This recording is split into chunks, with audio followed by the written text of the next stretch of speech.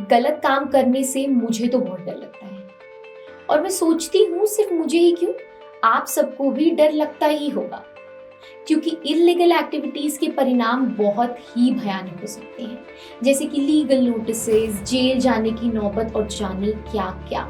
लेकिन सोचिए, बिना कुछ गलत किए अगर आपके पास कोई लीगल नोटिस आ जाए कि आपको अरेस्ट किया जाएगा और वो भी उन चीजों के लिए जो आपने की ही ना हो, तो आपका क्या रिएक्शन होगा? डर लगा ना? एग्जैक्टली यही डर ये स्कैमर्स हम लोगों के मन में फीड करना चाहते हैं। हेलो नमस्ते, कैसे हैं आप सब?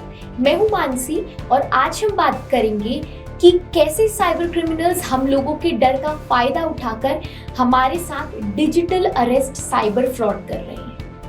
साथ ही साथ हम ये भी जानेंगे कि खुद को एडवांस में ही इन फ्रॉड से कैसे बचाया जाए और अगर इन फ्यूचर हम किसी ऐसे सिचुएशन में पड़ते हैं तो उसके साथ कैसे डील करें। चलिए शुरुआत करते हैं एक उदाहरण के साथ। मान लीजिए कि आपको एक ईमेल रिसीव होती है जिसमें कोड से ऑर्डर होता है इस इल्जाम के साथ कि आप अपने मोबाइल पर कोई इल्लीगल कंटेंट देख रहे हैं।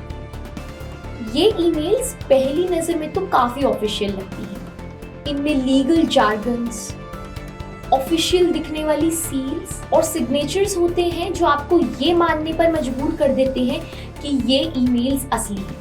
लेकिन अगर आप ध्यान से देखो तो इन ईमेल्स में काफी रेड फ्लैग्स होते हैं। चलिए इसे ब्रेक डाउन करते हैं। सबसे पहले स्पेलिंग और ग्रामर मिस्टेक्स को चेक कीजिए क्योंकि रियल कोड डॉक्यूमेंट्स में ये एरर्स नहीं होते। फ्रॉडस्टर्स अक्सर ऐसी मिस्टेक्स करते हैं जिसे आप आसानी से नोटिस कर सकते हैं, बस जरूरत होती है तो थोड़े से ध्यान देने की। दूसरा, ग्रीटिंग्स चेक कीजिए कि क्या ये जेनेरिक है, जैसे कि डियर यूजर, क्योंकि लेजिटिमेट लीगल कम्युनिकेशंस हमेशा आपका फुल नेम यूज करेंगे। तीसरा और सबसे इम्पोर्टेंट, अर्जेंसी। इन ईमेल्स में आपको अपनी पर्सनल इंफॉर्मेशन शेयर करने के लिए या फिर इमीडिएट पेमेंट करने के लिए डराया जाएगा और डिमांड करके आपको प्रेशर किया जाएगा। याद रखें, रियल कोड ऑर्डर्स कभी भी आपको ईमेल में पैसे ट्रांसफर करने या फिर आपकी पर्सनल इंफॉर्मेशन शेयर करने के लिए नहीं कहेंगे, इवन आप गिल्टी हैं तब भी। चलिए अब सॉल्यूशन की बात भी कर लेते हैं। ऐसे ईमेल्स रिसीव होने पर हमको क्या करना चाहिए? एक डीप ब्रेथ लो और तुरंत रिस्पॉन्ड मत करो। उस ऑर्गेनाइजेशन की ऑफिशियल कॉन्टैक्ट इन्फॉर्मेशन ढूंढो जो सपोजली ये ईमेल भेज रही है और उन्हें डायरेक्टली कॉल करो। फिशिंग या स्कैम्स रिपोर्ट करने के लिए अपने ईमेल प्रोवाइडर के टूल्स यूज करो। रिपोर्ट करने के बाद उस ईमेल को तुरंत डिलीट कर दो ताकि उस ईमेल के साथ एक्सीडेंटली भी दोबारा इंटरेक्शन ना हो। याद रखिए, लेजिटिमेट अथॉरिटीज आपसे इस तरह कांटेक्ट बिल्कुल नहीं करें।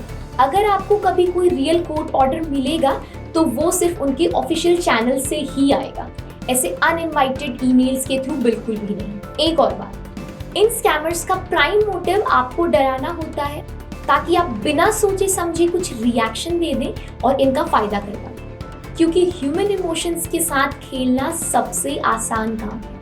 जब आप अपने इमोशंस को कंट्रोल करना जान जाएं, समझ लीजिए कि उस दिन से आपको कोई स्कैम नहीं कर सकता। क्या आपने कभी किसी ऐसे साइबर थ्रेट का सामना किया है? अगर हाँ तो कमेंट बॉक्स में जरूर लिखिए कि आपने उस सिचुएशन में क्या किया, ताकि हम सब ऑनलाइन सुरक्षित रहने में एक दूसरे की मदद कर सकें। ऐसे ही और साइबर रिलेटेड वीडियोस के लिए लाइक एंड सब्सक्राइब करें। मिलते हैं एक और इन्फॉर्मेटिव वीडियो के साथ। तब तक के लिए सुरक्षित रहिए, सतर्क रहिए और डिजिटल वर्ल्ड को एक्सप्लोर करते रहिए। Thanks for watching.